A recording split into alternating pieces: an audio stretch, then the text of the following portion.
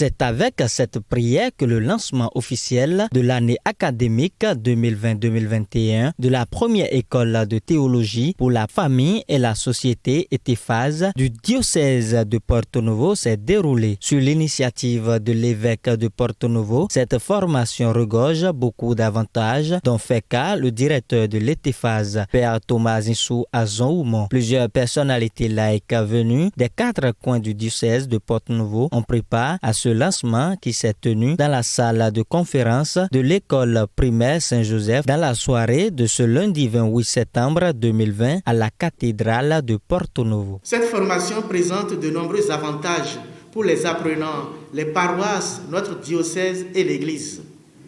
Et nous tenons ici à souligner ces avantages pour stimuler l'envie et la motivation des laïcs apprenants.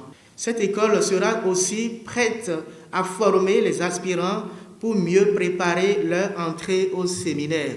En effet, la présentation de l'école de théologie pour la famille et la société est faite par le Père Modeste Dou. Notons que cette présentation n'a duré que 15 minutes au maximum pour clarifier aux apprenants les fondamentaux de cette école. Par ailleurs, la première leçon inaugurale de cette école est donnée par l'évêque du diocèse de Porto Novo. Cette leçon est basée sur le rapport entre la raison et la foi. C'est sur ce rapport entre la raison et la foi que je voudrais orienter la présente leçon inaugurale pour montrer son utilité et sa nécessité dans la mission des laïcs.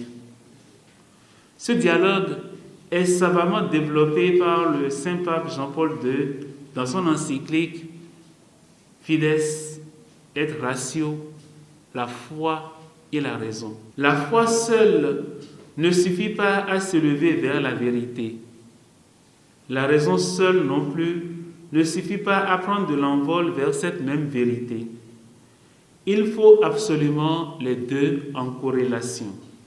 Il faut absolument mettre en rapport la foi et la raison dans notre effort de connaître la vérité qu'est Dieu pour le servir dans notre famille et dans notre société. Prévu pour démarrer le vendredi 2 octobre 2020 prochain à 19h, le directeur de l'ETEFAS donne l'emploi du temps des cours du premier trimestre. Afin de respecter la masse horaire minimum des cours de la première année, 215 heures, nous avons choisi 3 jours de cours, soit 4 cours par semaine.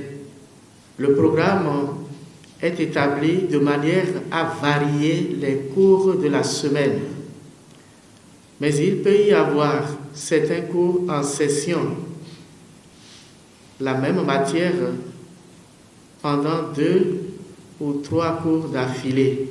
L'initiateur de l'ETEFAS parle de ses ambitions par rapport à cette école. Mon ambition pour cette école, c'est de la voir germer, grandir, porter des fruits en abondance. J'ai déjà été heureux de voir le nombre de participants. Avec cette école, mon projet, c'est vraiment de tout mettre en œuvre pour que cet objectif-là soit atteint. Les participants à ce lancement donnent leurs impressions. À l'issue des différentes interventions, j'ai retenu de façon ramassée que les autorités de notre Église ont le souci de notre formation.